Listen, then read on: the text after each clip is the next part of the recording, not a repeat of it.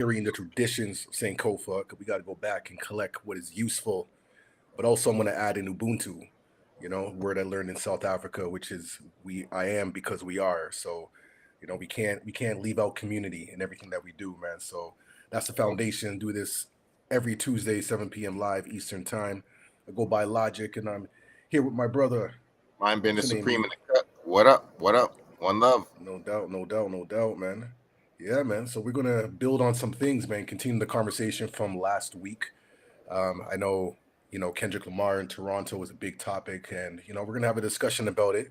Just from a different perspective that I haven't really been hearing. So, we got a special guest going to be joining us shortly, man. Brother Ian Kamau, legendary contributor to hip hop culture in the city, a true Torontonian.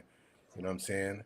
And yeah, man, we're gonna bring him on just in a bit. But before we do that, man, of course we gotta do a little check in, man. How you feeling, brother? What's going on, I man? I see feel the sun beaming on you. yeah. It's for a couple months of the year, I get a nice sunset hour in my apartment, and I like it. I like to soak in the light. It's pretty good, man. Did some grocery shopping, got some exercise in today, did a little paperwork. Taxes are done. It's handling Good. business. Thinking of some new things for the next chapter of the summer. I'm feeling pretty good. Feeling pretty good. One quick thing. Actually, shout out to TMU because I was in a documentary screening that showed yesterday at Oh, at okay. uh, at the Paradise Theater on Bloor Street, and there were 6 documentaries from TMU, and I was in one of them. It was called From Mindbender with Love, and Okay. it was very well received. Complex was there, a couple other people. Shout Oh, out that's what's up. to shout out to Bobby and shout out to the director Andy. And yeah, it's going to be submitted for future festivals, so it's not going to be online yet. It's I, got some I potential. was that was gonna be my second question, man. Like, where can we see it? Because I've definitely, I think you've mentioned it before, maybe a couple times, and yeah, man, that'll be pretty dope. Get to see it, man. So keep it posted with other screening opportunities and all that good stuff. You know what I'm Shout, saying? Like, yeah, like me, like I'm feeling pretty chill, man. Like this weather yes, just for always you. gets me excited. Where I just got to be outside. I just gotta walk around aimlessly, no direction in particular, but I just got to be outside. I think June is the month where Toronto really comes alive.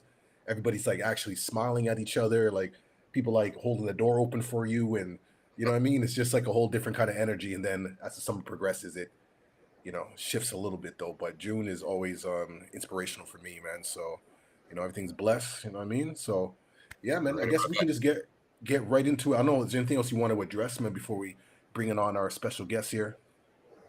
Not really. Well, I got to the nude beach this weekend. That was fun. Okay. Well, something that I don't think we're going to get time to talk about too much, but really quickly, unfortunately, it looks like, I don't want to be too alarmist, but there's some serious bombing happening over in the Middle East, Iran and Israel. Yeah, There's some yeah. warfare, and people are talking about World War III right now. So just want to give a little awareness and just send Absolutely. little love and peace out to those in the world who want to try to maintain justice and civility. So yeah, True it's a indeed, man. complicated situation and still unfolding now. And yeah, quick little mention of that news, and to something closer to our world and something that we can have some kind of handle on. Let's talk about the concert experience. All right, all right. Let's bring in our brother, man, Ian Kamau, representing from the Esplanade.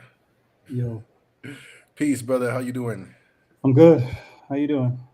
Doing all right, man. Doing all right. I say we always, start with a quick check-in, man. So, like, how would you say you're feeling on a scale from 1 to 10 in the current moment right I'm a now? little, In I'm a this, little tired right now, honestly.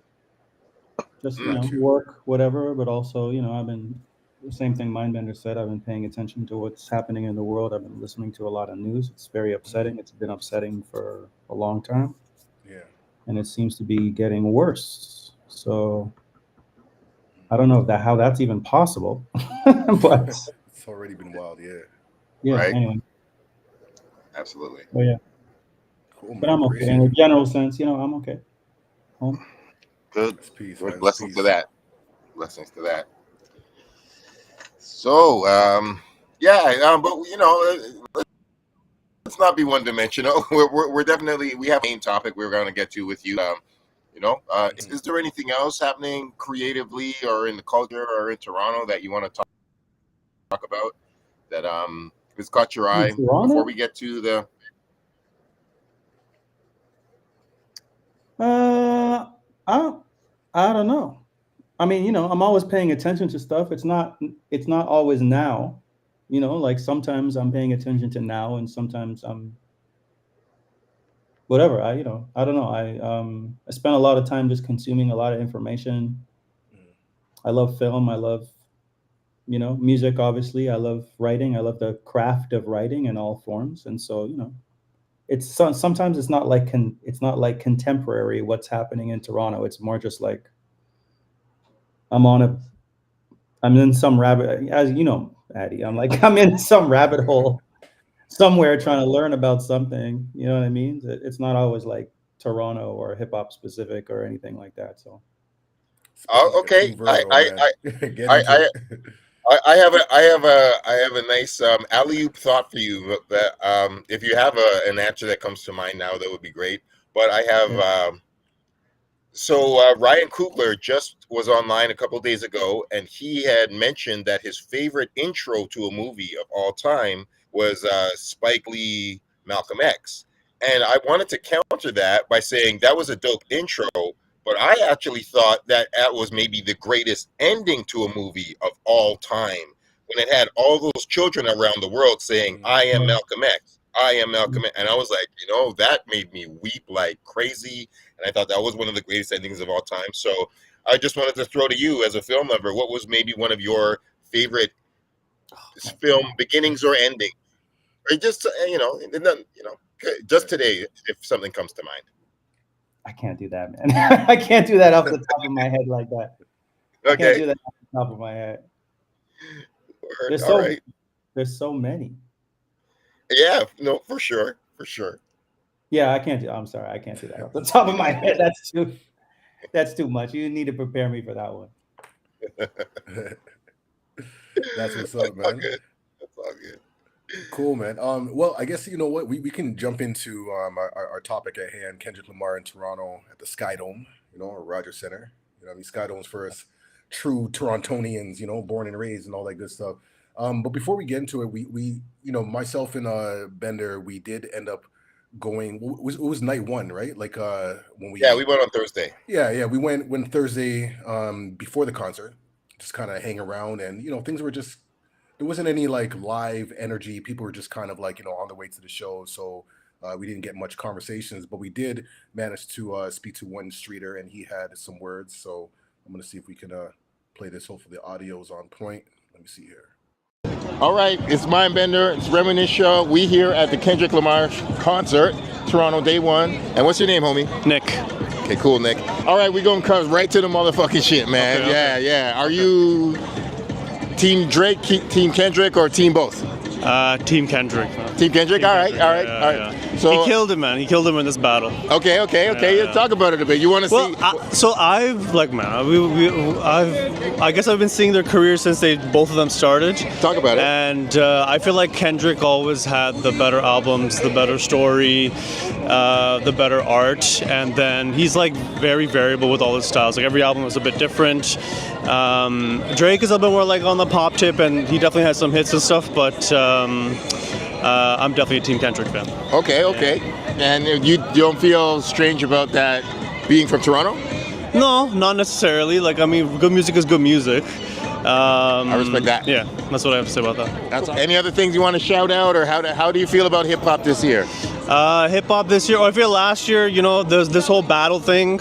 It was great for hip hop, man. Like everyone was just like glued to their screens, glued, waiting for the next drop and stuff. And I think it put hip hop back on the map. And it was insane to see like this guy won 5 Grammys.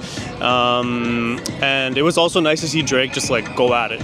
You know what I mean? Like go at it, like to really put because like, those are 2 dope songs too, man. Push Ups to Family Matters are 2 dope songs too. So hey, you're a real one, man. I respect that, man. A good ear is a good ear, and I agree with you there, man. Like I feel like both of them do things that the other one can't do, and I love it for hip hop. I thought it was really great for hip hop for sure. And yo, you're a real one. I could just tell. So Yo, thank you very much for your words, man. All right. I hope you have a great time in there. We will. All right.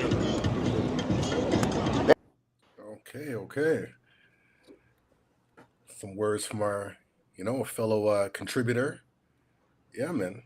So what are some thoughts, perspectives, Which angle do you want to go from here?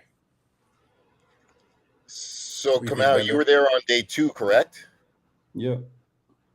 Okay. And was that your first time seeing Kendrick? Did we discuss that? No. I saw Kendrick the first time he came to Toronto. Okay. That's part of the reason why I wanted to go. Because I was like, I know it was around that time, it may have been that time when he actually met Drake, and they've referenced that time a bunch, including what ended up being him being on Take Care, right? Yeah, Take Care. Yeah. And Poetic Justice, obviously. And I would say Good Kid, Mad City is probably my favorite record. But I hadn't attempted to see him since then for no particular reason. I just hadn't. But then, I was paying a close. I have to admit, I love a battle. Talk about it. I love a battle, and a battle with two people that are very talented, where it's not like you actually don't. It's it's like watching UFC or whatever. Like if two people are like at the tip, at the actual height of their game, it's the most exciting thing to watch because they both have strengths and weaknesses, but they're powerful in all kinds of different directions. You know what I mean? And Agreed. That's what makes it exciting. If someone just came in and got blown away, it's like, whatever. You know what I mean? Then you end up like, whatever, Rick Ross or whatever. Yeah, Drake versus Meek Mill. You know what I'm saying? And that, fine, that's whatever, but it's not like watching back and forth. There's so much more excitement in watching back and forth, so. And obviously, I'm from Toronto. So there's a more, I think for people from Toronto, like if you were from Compton or whatever, I think there's another level of like personal investment in it, even if you don't like have a particular side. There's still a kind of, because if Kendrick's going to talk about New Ho King or whatever, I remember explaining to people like what New Ho King was. You know what I mean? Like it's this place we a lot of us went to even before this era. Yeah. If you went to like Comfort Zone or those you were at Elma Combo, you're in that area. It was one of the few places that were open. And so New Ho King is a classic even before this generation of hip hop for, hip hop people hanging out at 2:00 in the morning when all the other restaurants around were closed. You need somewhere to eat after a show. You might go to New Ho King on Spadina, so. Yeah, man. I haven't gone there. I will not go there in this era. Like it's like 4 blocks away from me. I pass it all the time. It's one of the few things I'm like, I just morally can't. No, I mean, and which is what I said. For my own personal reasons, I lean more towards Drake in the battle than Kendrick, just for my own personal stylistic reasons. But yeah, I'm still going to recognize Kendrick's accomplishments and successes to whatever degree. The awards and the whatnot and the impact that it had. Yeah. So what was it? You're downplaying it. The awards and whatnot. I am downplaying it. Yeah, no, sure. No, I think that I could say that Kendrick, and it's even I would even like maybe unfortunately parallel it close to like the American election, because I will say that Kendrick specifically won the battle, but I would think that it was like a 51-49 thing, and it wasn't necessarily all the songs. There was a lot of Kendrick's strategy was very interesting, even though like things like dropping, Meet the Grahams, even though it was a song that was not even real, the strategy of dropping it when like right after Drake dropped Family Matters. What do you mean there's a song? Well, oh boy. For him having talking about a daughter that doesn't exist. It's things like that. I'm just like, I am a fact-based rapper. I love facts and I don't like lies. That doesn't count to me. So like, you know, but I'm just saying it was still interesting. To the strategy of how it all unfolded is great, and Yeah. I do tip my hat to Kendrick. In the specifics of the battle, I can be like, all right, I'm more of a Drake fan, but in the battle strictly itself, I can agree with how hip hop sees. I will say it like this: I can agree with how hip hop sees Kendrick as the winner, even though I like Drake's songs better. Still, I still like Family Matters better, and I still like Push Ups better. That's just my opinion, but I can still see how Kendrick won. That being said, I just wanted to know, like, what was it like hearing "Not Like Us" in the Sky Dome? Like, what was the energy of all that? Like, like, how was the whole concert? Obviously there was a build up to that moment, but like, how did he handle the entirety of the Yeah, I break? mean, I thought, obviously he's a very talented rapper. I think I resonate most with Good Kid, Mad City, and Damn, just pure musically. And so the spirit, to me, the spirit of those records, especially Good Kid, Mad City. But I just, it's like the person you interviewed in that clip. He said something about, one being better or something being better than the other. And I just think better is such a relative term. It's like better for what? Better for who?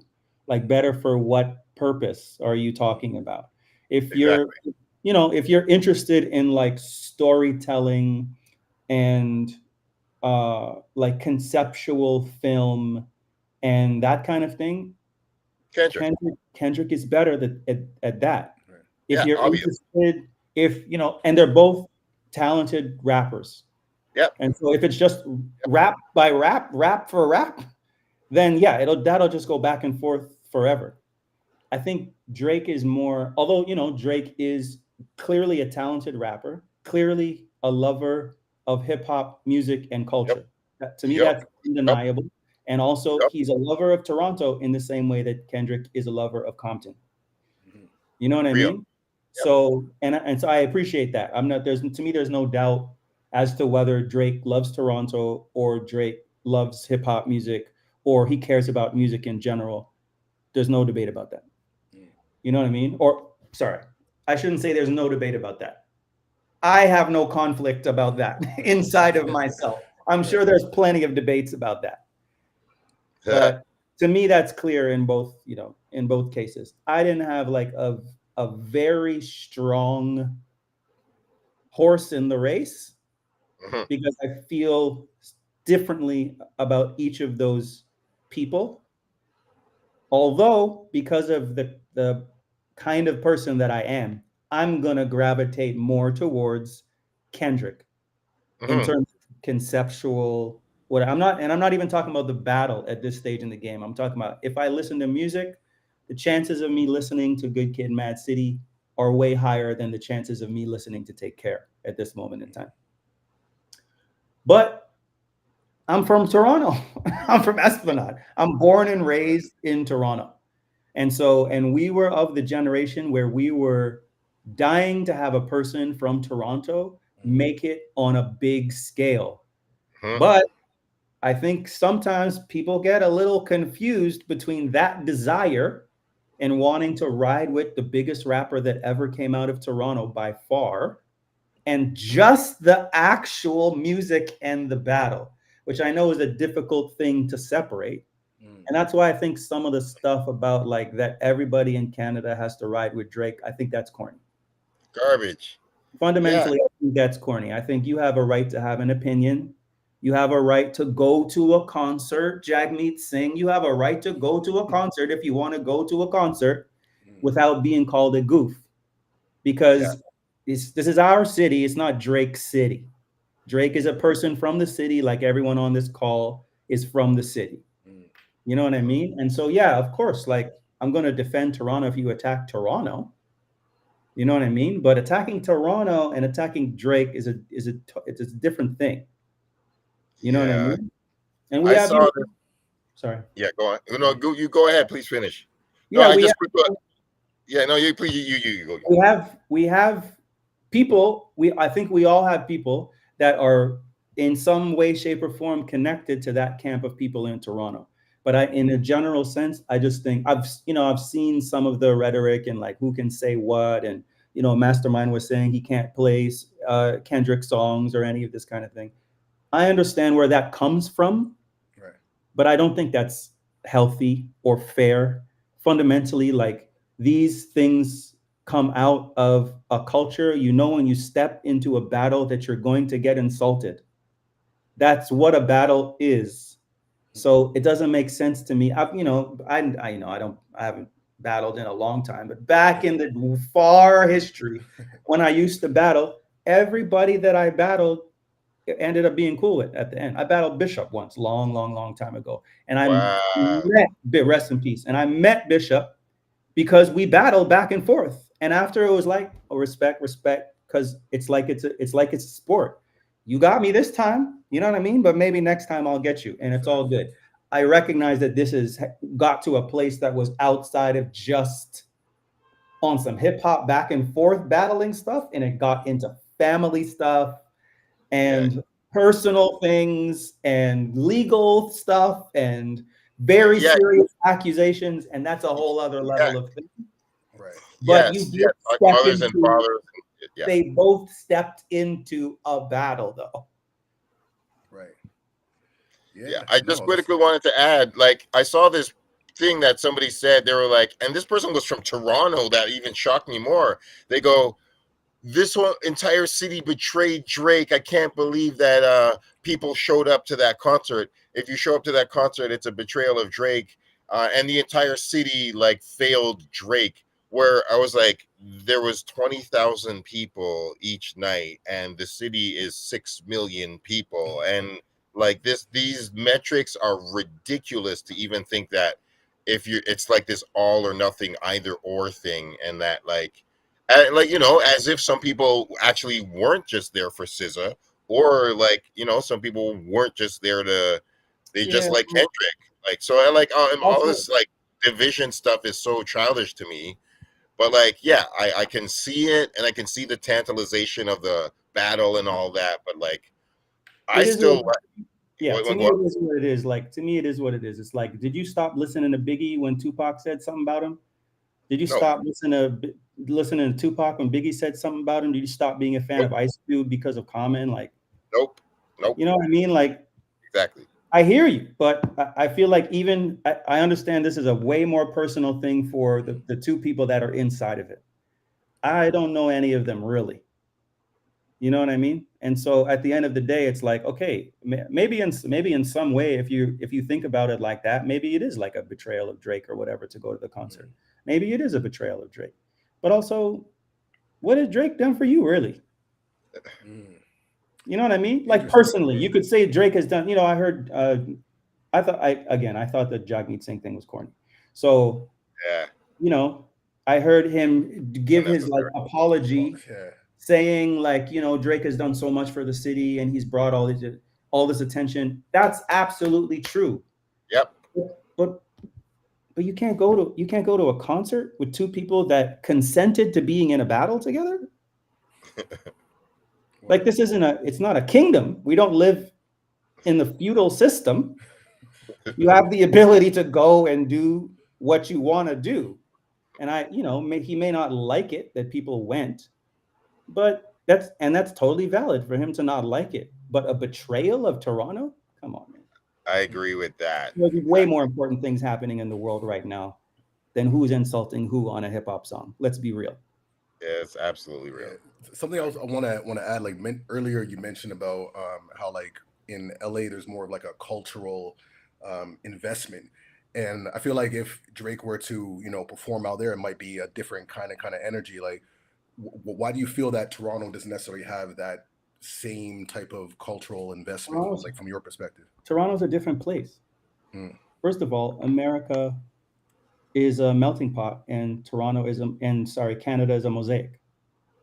People come here, they maintain their cultures in a different kind of way. A lot of people, if people ask me where I'm from, I say I'm from Trinidad. Why? Because I was born at Mount Sinai University in Dundas, in downtown Toronto. So why am I saying I'm from Trinidad? Because I know the question that people are actually asking me when they ask me that question. Whereas there are plenty of people whose parents were born in the Caribbean who ended up being born in New York or LA or one of these places, and they say, I'm from New York. even if both of their parents are from Jamaica, let's say. You know what I mean? Like both of my parents are from Trinidad. That's a cultural thing. You know what I mean? LA also has Oakland, all them places have massive histories of resistance. You know what I mean? Where they've had to fight, and they are currently fighting right now. right now. You know what I mean? But that has happened over and over and over and over again in LA. You know what I mean? I was a teenager or whatever when the Rodney King thing happened. You know what I'm saying? And a lot came out of that. Obviously, what's happening right now, massive movements of all kinds of different indigenous populations.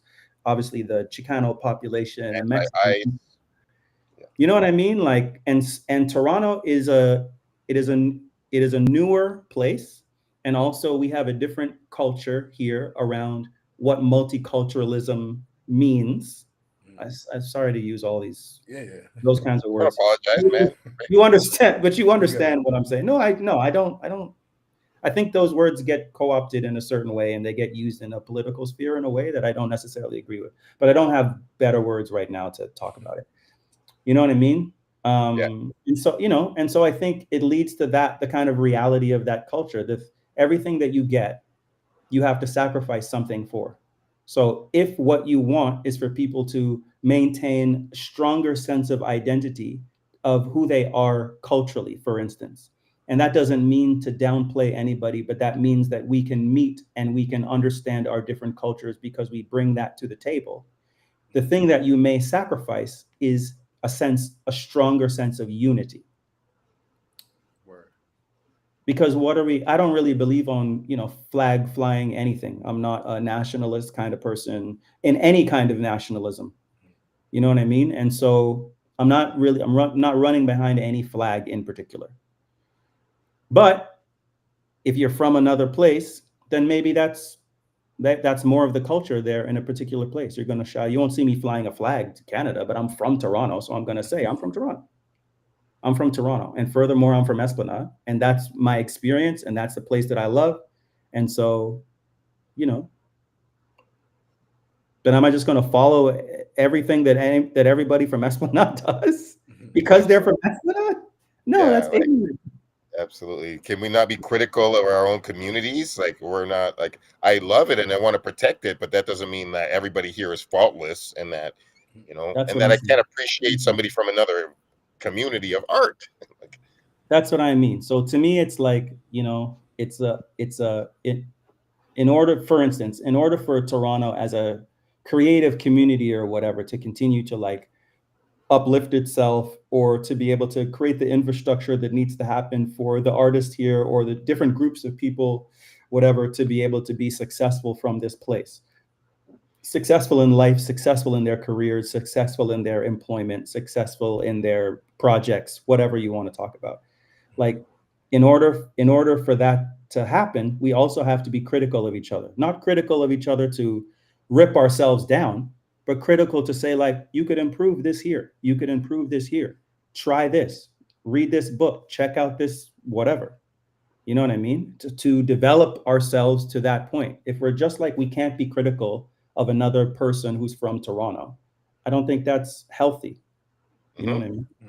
Speaking of that, I love, Mr. Front Row, the name that I take, like, I am that way because I love the details of a concert. So, like, beyond the battle, like, do you have any constructive criticisms about Kendrick's stage presence or his song choices or the visuals or acapellas or any particular observations that you noticed that you just as a performer? I like to leave a concert wanting more, and I thought it was too long. It was too long? Okay. Wow. I thought it was a little too long. I thought SZA was a better overall performer. Oh, wow. And I'm not really, she was more like free. I understand where Kendrick is coming from. Kendrick is like me. He's more of an introverted kind of person. He's very in the details, And so, you know, I think he's a better storyteller. I think conceptually a lot of his stuff is a lot better. I think the way his visuals came together were way more conceptually sound than SZA's. But if you were to just put them both on stage and give them a microphone and have them do their thing, I think SZA did better as a pure performer. And her visuals are interesting, but I thought Kendrick's visuals were more conceptually aligned with the subject inside of his songs. And I think SZA's stuff, you know, she had vines and praying mantis and an insect and all this kind of stuff. And I didn't see any consistent connection between that and the content of her songs outside of, like, you know, whatever, like a, you know, praying mantis or whatever, eating some other bug or something like that. You know, so, you know, I don't. So yeah, I thought she was better as a performer. I also think singing translates in spaces better than rapping if you are not invested in the actual songs. Like if you know the songs, you're gonna have a different response to it than if you just sit back and listen to somebody sing versus rap. Got you. Because rap is very like. Rap is very specific. There's a lot more words. It's a lot more rhythmic, obviously, and it's also a lot less melodic. And I think listening to someone sing, it's like you can, you know, listen to someone sing in another language, and you don't always feel pulled to know what they're saying because there's so much expression in a singing voice, even if people are saying nothing. People can say ooh, ooh, ah, ah. You know what I mean? And you still get a feeling from it. And rap is more focused on the story and the words themselves. And, you know, it's amazing to watch a person who's a very talented rapper weave through a bunch of different rhythms and deliver those things, you know, in a intense way or in an expressive way. But I think singing generally especially a good singer, like she sang very well live. You know, really? Okay. Yeah, she was very good live. Good to know. They didn't have any guests. Sorry, sorry, Logic. Go ahead. I was just wondering, did they have any guest surprises? Did they have live band or DJ? Any like famous DJ or anything? I didn't see a band. I thought a lot of it was tracks, but sometimes there are flourishes and all kinds of other things going on that I was like, is it a band or did they pre-record a band? But I never saw a band. Like I went to Beyonce too, and it was very clear, like the band was front and center. Right. You know what I mean? Like you understood it was a band. There was a lot of flipping of music, like, you know, songs that were in the same key. She was referring to a lot of classic songs and that kind of thing. And with them, it was more in between. You know what I mean? Like, so. Word up. Well, I was going to ask, because, you know, oftentimes in concerts, some of my most favorite moments are like when the artist takes a moment to kind of speak to the crowd and, you know, says some type of something about either the city or reflection. I'm curious to know, man, if like Kendrick, you know, used any opportunities to speak to the crowd, and if so, not really. You know, a little bit, but not really. I don't really like when people. I mean, honestly, you don't. Okay. I don't really like when people talk to the crowd if they don't have something to say. If it's just like, right. How y'all doing tonight? I've been seeing that since like 1992. You know what I mean? So that I don't really like. I like when it's an opportunity to tell another kind of a story, and I don't mean that it needs to be. I don't mean that it needs to be like all fully planned out or anything like that. But I do think it's more interesting when people are sincere and less kind of rehearsed around that kind of thing, but also aren't just going back to the standard, like, you know, put your hands in the air, or like who's louder on this side or the other side, or this kind of thing. I'm like, I've been seeing, you know, I've been going to concerts since I was 12. So when I see, and hip hop concerts, certainly since I was around that age, maybe 14 or 15. And, you know, I don't really care to see that anymore. I'd rather just hear the songs all the way through. But Kendrick he certainly didn't address the beef outside of performing the songs. Not all of the songs, but some of the songs. And He didn't really talk to the crowd in any big way. SZA did a little bit more talking. But it wasn't anything that if they didn't do that, I don't think I wouldn't have missed it. Awesome. Got you, man. Well, and yeah, you didn't see any. There was no tension. I'm pretty much done with the topic. I actually have another question about film that I'd love to hear your thoughts on it. But any last thoughts about the? Yeah, I mean, he did the songs. Obviously, he did Euphoria in its entirety, which I'm not sure was a great idea. Because it's just rap. It's just like rap for 7 minutes or something like that. No hook, no, just rap. You know what I mean? Which is great to sit down and just listen to in your ears or whatever if you're picking apart. But I don't know that that's what you want to do at a concert, especially a concert of that size. If you're in a room full of hip hop heads, maybe. But I feel like a good amount of the crowd came to see SZA. You know what I mean? And that people were obviously very excited to hear Not Like Us and some of those songs. He did Euphoria, he did Not Like Us, and he did, I can't remember what it's called, but the one he did with Metro and Future. Like that. He did Like That. And I thought, Like That was perfect because it's just that verse. I thought Euphoria was a bit long, or they could have done something else with it, but it was just the song as you know it. He delivers it perfectly, but it's not really what you want to see in a big concert like that. You know what I mean? And then, there people were chanting for him to come back after he did Not Like Us. But I also think, I do think at this stage in the game, it's like, I look at him being like, he must be kind of bored. Must be exhausted by that song. I think the battle is usually a higher level of intensity for a shorter period of time than it is if you make a classic song or a classic album, for instance. And I think, I think it's run its course. I'm not as interested in it now as I was interested in when it was happening. And I understand why business-wise or whatever, he needs to do it. He booked the tour, he put the album out, he did the pop-out. I understand why he's capturing that momentum, and that's fine and that's great. But that's more of a business decision than it is a creative decision as far as I'm concerned. People are going to want to see it, so we're going to do it. We're going to do this and that and whatever. I understand that, but I'm not particularly interested in that anymore. Yeah, you're so right. To be entertained. You're so right. And like, to reduce Kendrick to Not Like Us is a disservice to the rest of his career. For one, for people that like, he's not a one-trick pony, and he should not have to do this song for the next few years of his life. Two, like it was very notable when Nas was like, "I'm stopping doing Ether. I won. I was the underdog. I'm not doing Ether anymore." And I was proud of Nas to be like, "I'm not being defined by my conquering of Jay-Z."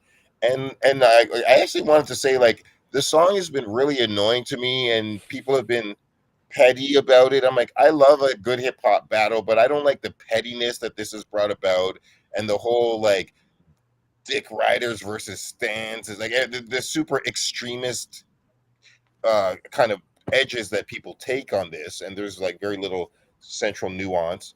But like, I have to say, I just want to say one of the last things that I kind of am taking for my finality for Not Like Us is somebody just put out a remix a day or two ago. I don't know if y'all heard it.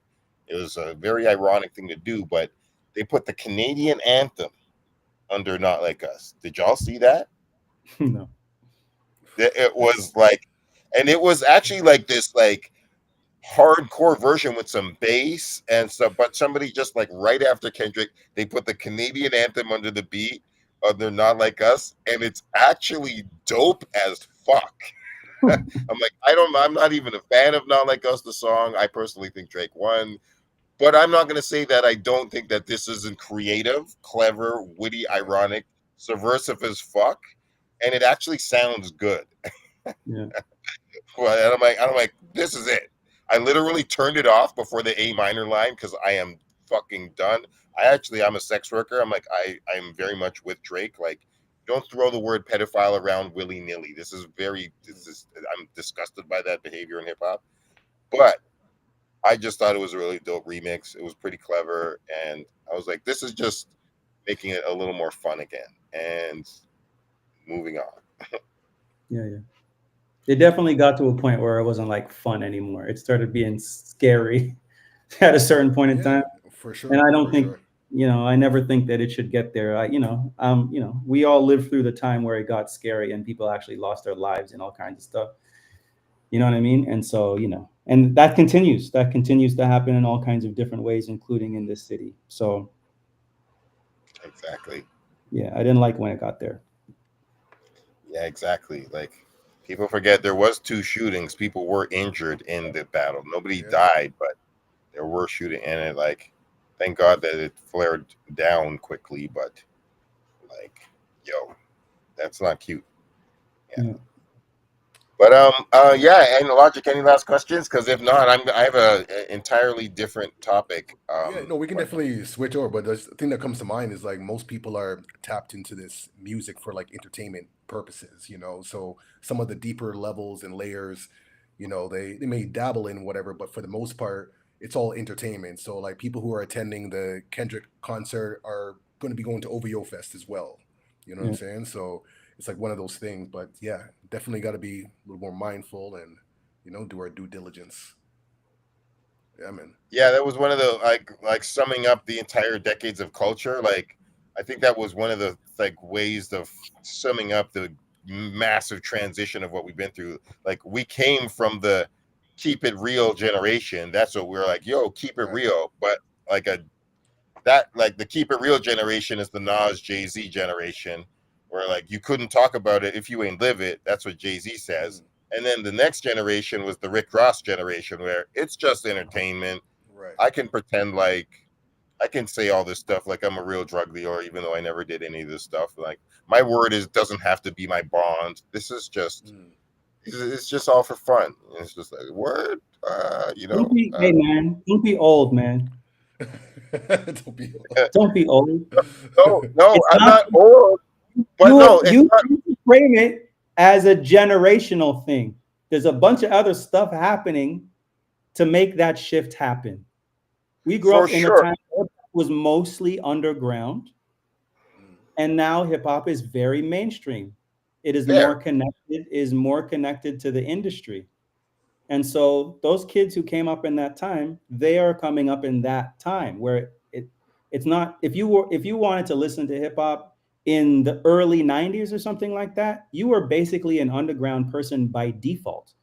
This is before all the black commercial radio stations in the country, before when you couldn't just turn on one thing and see. You had to wait for particular times. You had to tune into CKLN 88.1. You had to tune into CIUT. You had to tune into, you know what I mean? You had to find the things. You had to wait till 2:00 in the morning. You had to sit your finger on a cassette pause button just to try to get a song. It's different now. So I understand what you're saying about the generational thing, but I also think we have to be very careful about essentially degrading a generation of people. That's not some community shit. I know. I didn't. I more wanted to focus on the 2 phrases, keep it real versus it's just entertainment.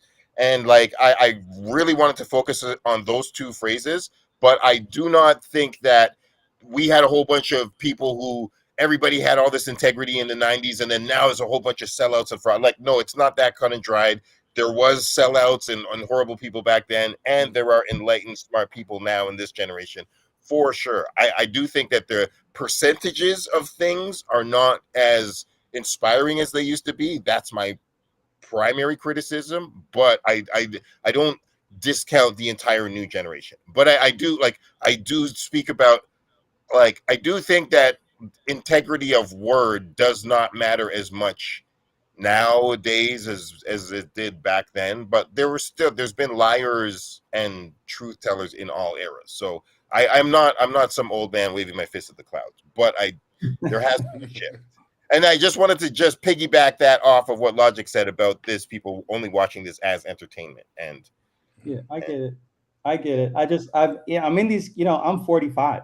So I'm in these conversations all the time. And I feel like a lot of people of our generation are being like, oh, it's the younger generation. Guess what? The older generation is always saying the problem is the younger generation. Big facts. yeah, no, I'm not. It's I a don't want to fight mistake. it. Yeah. It's a mistake. It's a false division. I had a conversation with Progress last week about the same thing. And I was like, when I was young, my father listened to hip hop because I was playing hip hop. And it's the same reason I listened to, John Coltrane, Freddie Hubbard, Otis Redding, et cetera, Fats Waller, blah, blah, blah, blah, blah. Right. And there was an exchange, but there can't be an exchange if we're like, you kids don't know what you're talking about. We have to be in the conversation and be like, let me listen to what this is. And then it's our job as an older generation to be like, have you checked this out? Have you seen this? Have you whatever? And if I'm going to say, have you checked out Tribe Called Quest or De La Soul, Balloon Mind State? Have you checked out, Redman, Funkorama? Have you checked out, I don't know, Mike Geronimo or whatever? Have you checked out this thing or that thing? Do you know Arrested Development? Do you know Wu-Tang? Do you know, Lauren or Raw Digga or whatever? Do you know Diggable Planets? Okay. But if I'm going to do that and I expect for them to engage with me, I got to listen to their stuff too. I got to allow them to show me what they are into too, and not just be like, because part of the reason we think it's a kind of like a monolith is because we're not there in the same way that we were before, where we can have an understanding of that there was a lot of bullshit in the 90s, but it didn't last. And now it looks like everything was classic because we forgot all the other stuff. Yeah. You know what I mean? But there was so much garbage back then too. It just didn't last till now. Yep. And it's the same thing, except you're in the middle of it now because we're in 2025. I agree. No, I agree. Word right there, man. I haven't discounted the new generation. I realized that, we're building something that none of us as Black people, as hip hoppers, as immigrants, as, multi-generational families, we're building something that nobody ever really put a name to, and nobody knew that we had to invent because, in the 90s, some people were saying this shit isn't even going to last till 2000. And some people were like, oh, if I have a kid, I can't have a hip hop career. That was the reality for a lot of people in our generation. And now in this generation, they're like, yo, you can have all kinds of careers in hip hop. Like, this is a very viable industry. So like things have shifted in such drastic ways. Like we had to build a tool and a system to hand down to our children that we didn't even know that we had to do because we were like protecting hip hop so safely from the forces of Babylon and the music industry and all these outside forces that wanted to kill it. We didn't think that. We were like, oh shit, it's 50 years old now, and we got to learn how to how do you even pass a culture down to your children?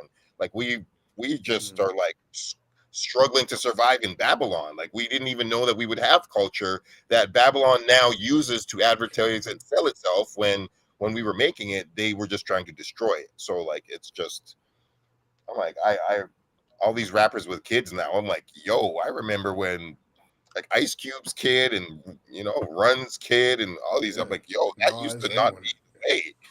Raskas's kids have careers now. I'm like, yo, that was not the way. That was back in the day. It was like, yo, people. Here we are now. Here we are. Yeah. Word, man. But yeah, actually. I know you had a question on film or. Yeah, I actually wanted to shift gears and ask if y'all saw Sinners. Did you get a chance to see it? Yeah.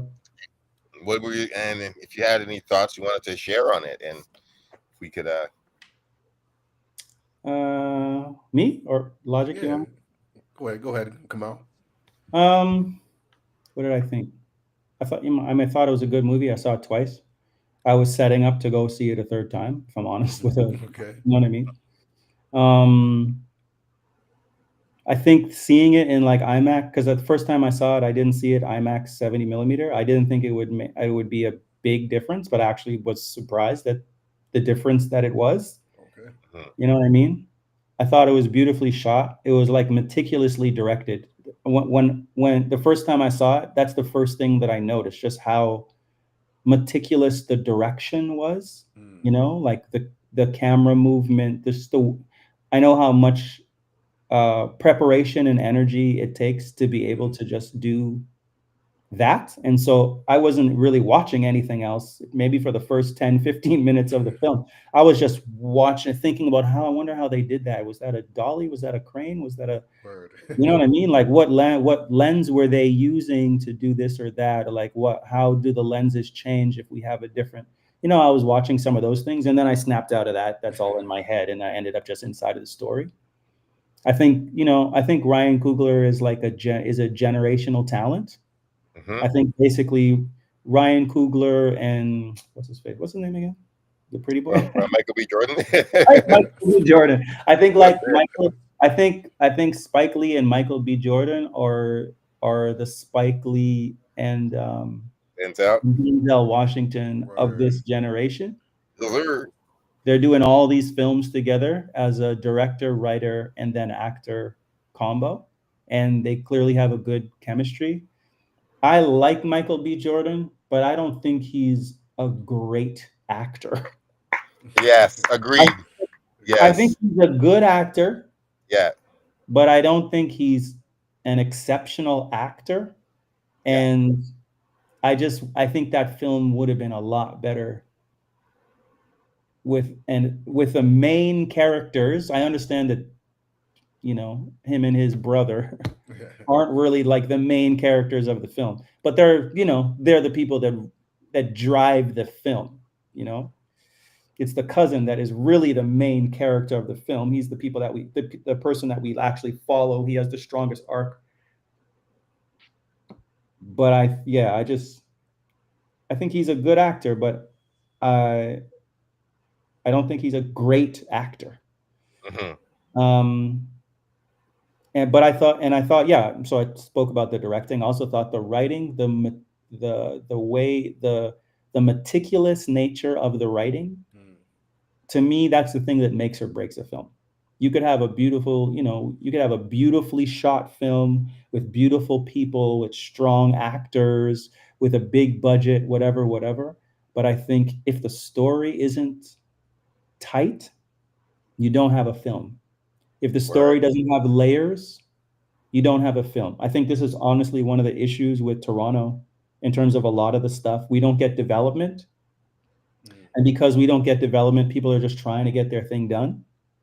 And the detail the time and the energy that it takes to be able to like write, to me, the writing is the foundation of the film, And you can have a film that doesn't have that big of a budget, that isn't that beautifully shot, that doesn't have, the ability to use all the contraptions that they use in order to, put it on 70 millimeter IMAX and whatever. And it will be a better film if the writer is a great writer and spends the time.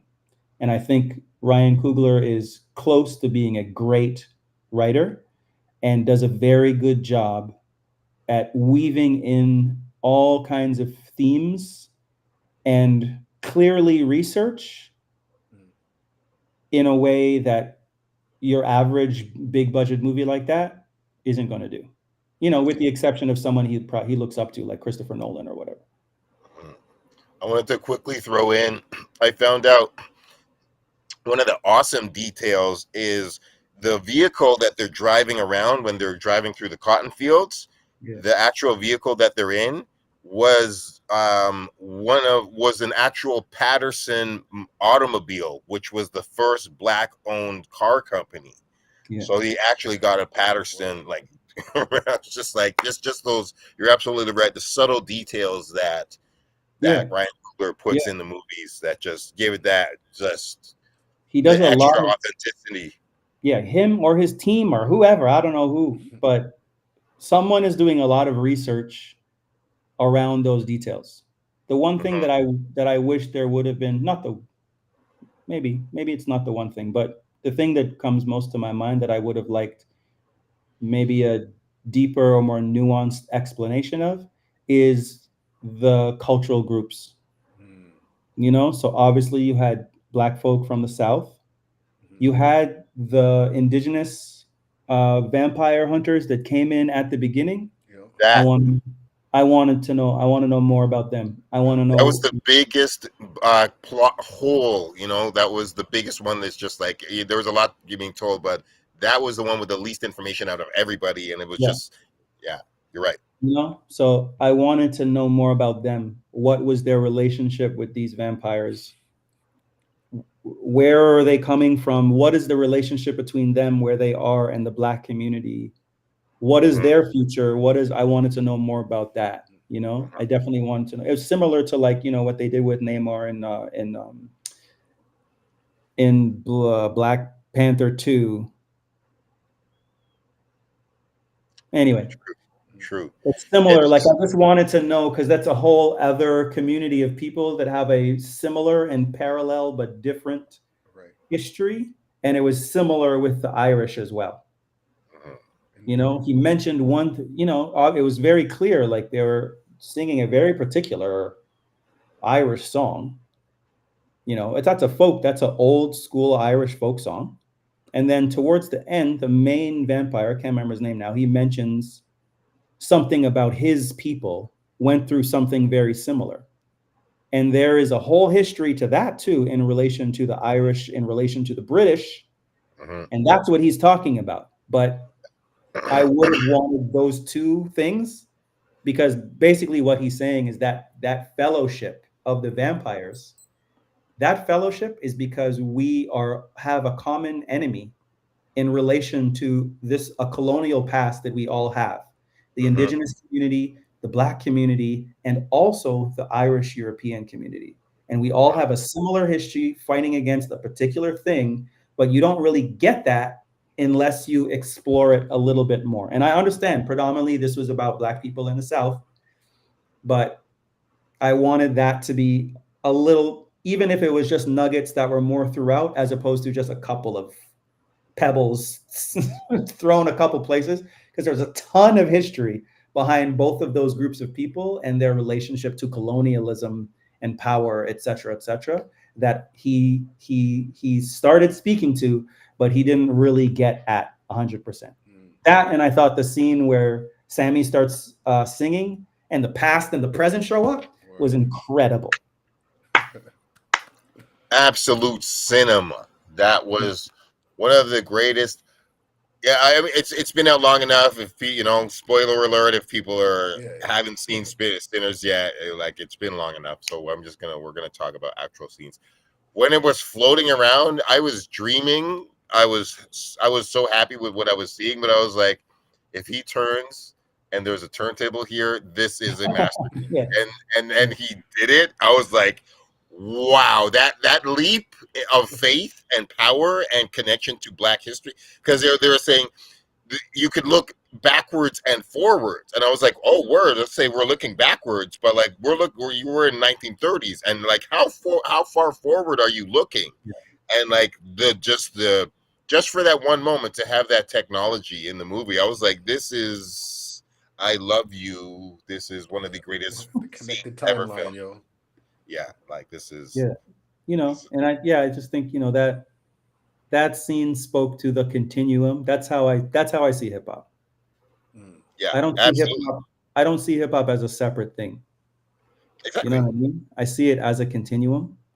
And sure, there's a point where something that exists tips over and becomes something else. Yeah. But it's all a continuum, a spectrum. It's not just you go from black to white. Like all of a sudden hip hop showed up in the South Bronx, in the 1970s. Cool Herc's from Jamaica. Yeah, exactly. You know what I mean? So, I appreciated that scene specifically for that, because it was like, okay, same thing as like the Irish and the indigenous population there and their relationship to the spirit of the place. I appreciated the showing of that continuum, and not just being like, this is what this came from, but also based on where they are in time. This is where we are going, and we know that because we're in that time. Right. You know what I mean? And I want to also give a shout out to the honor that they pay to different belief systems, because the you know the woman with the voodoo, the bag. Yeah. I can't know exactly what system that she was following, but she was like, African spirituality, and she was not of the church. And the vampires had their own system, the Irish, and just like everybody just had their own system. And even when what's his name was like, I don't believe in like, I only believe in power. It was just like, that was such a profound statement. And the fact that that music in itself was a religion, music was a power, and that the blues singer, I was so happy that at the end they were just like, I was like, okay, well, is he going to like give up the guitar because he's so scared, or is he so scared that he's going to run back to his father in the church, like the safety of the church? And he actually didn't. It's just like, the church isn't safe for me. I'm gonna actually just hold my path. Also, shout out Saul Williams. Yeah. Yes. Shout him out. I didn't even book that until Bender brought that up the other day, man. I was like, what? I didn't even make that connection. Crazy. Yeah. Shout out Saul Williams. Yeah, he's just got that jawline, man. And I see him, and he's got his back. And when I see him, like, and he's so fun. Like, his blackness has this power that when I see it, I'm like, oh shit, it's Saul Williams time. He just sets off this like, I just see his energy, and it just, I opened up for him once at the Great Hall. So like, when I see him on screen, it just triggers for me. But yeah, it was. Yeah, they didn't even really mention him. He is in the credits, but like in all this hoopla about the movie, they're not really mentioning him. The cast is spectacular. Shout out Delroy Lindo. Yeah. Oh, I love that man forever. Spectacular. I kind of knew, this is super spoilers. We're giving it all away. You should have seen it by now. But like, I was like, man, he's not going to make it. And I want him to make it, but I know he's not going to make it. And he's going to valiantly and beautifully like sacrifice himself. And I just knew it, but I'm like, oh man, I wish he survived too. But it was. Yeah, I thought he was him, and I can't remember her character name in the film, but the priestess woman who was connected to one of the brothers. Wenmi, I think it was Wenmi. I think they were the best pure actors in the film. I mean, Delroy Lindo always does it, so that doesn't surprise me much. Yeah, man. That's what's up, man. That's what's up, man. Cool, man. Anything else to add on? It's been a really great build, man. True indeed. Not me. Word, man. All right. Well, we're about like an hour now. We've been building for an hour. I want to thank Kamau for coming through and sharing your knowledge, wisdom, and understanding as always. Always welcome here at the Reminisce Show. You know what I'm saying? I don't know. Any closing words? Any closing thoughts before we sign off? How about your summer? Any concerts you're looking forward to? Any gatherings? Any speaking events? There's one I can't say because I'm surprising somebody. And I'm going to Wu-Tang with Jeez, okay. I was just gonna say it. Okay. Word up, July 14th. I'm going to Wu-Tang with Paul and Danilo, and then I'm going to another one that's happening a little after that. Okay, that's what's up, man. Well, okay, I got one last closing questions. You keep saying that. Okay, no, for real. This is it for real. So the final last question would be, Toronto, we've had a lot of, classic hip hop venues. A lot of them do not exist anymore. What was your favorite venue that no longer exists? Favorite? Yeah, favorite venue for whatever reason. Maybe it's performance-wise or just like concerts that you've attended. Maybe it has like the greatest sound system or any kind of venue that stands out that no longer exists. I mean, at the size of show that we would be able to throw, Mod Club had the best sound system. Mod Club had the best sound system. Not necessarily the best vibe because the stage was so high. Yeah. They also had lights. They had lighting. Right. You know what I mean? Like it wasn't just like they turned on the lights, but the lights could actually change and do things. Right. And at the time, at that level, you know, Mod Club, eh? but, Okay. you know, but the shows that I felt the biggest vibe weren't like it wasn't my favorite place. It was terrible. Yeah. You know, like I used to be at Comfort Zone all the time, but it wasn't my favorite place. Right. Like the Comfort Zone was so shitty. It was It gross. was dirty. It was grimy. It was disgusting. The place was falling apart. Broken beer You know what I mean? bottles. The trough in the bathroom was the urinal trough. Terrible. Some guys tried to rush me in the bathroom back then. I was by myself after a thing. People tried to like cornered me in the bathroom and threatened me. You know what I mean? Like Comfort Zone wasn't my favorite place, but I have strong memories there that are some of my favorite memories. That's different than it being my favorite place. It was definitely not my favorite place. Fair enough, man. Yeah, Comfort Zone, man. That was like one of my first like hip hop shows, man. Seeing the Arsonists and I saw Bahamadia there and Mathematics. Yeah, that's Elemental. Elemental, yeah. Yeah, That I stage managed for Jonathan Ramos for Elemental for like a summer. Okay, that's what's And up. so it was like, it was the Bahamadia show, Yep. the Fife Dog show, the Fat Lip show where I opened for Fat Lip from Farside, and two others I remember. It was 5 shows I did stage management for Jonathan Ramos at Comfort Zone way back then. Okay. I beg one day that there's a Elemental documentary that gets done, because that in and of itself is such a special moment in history.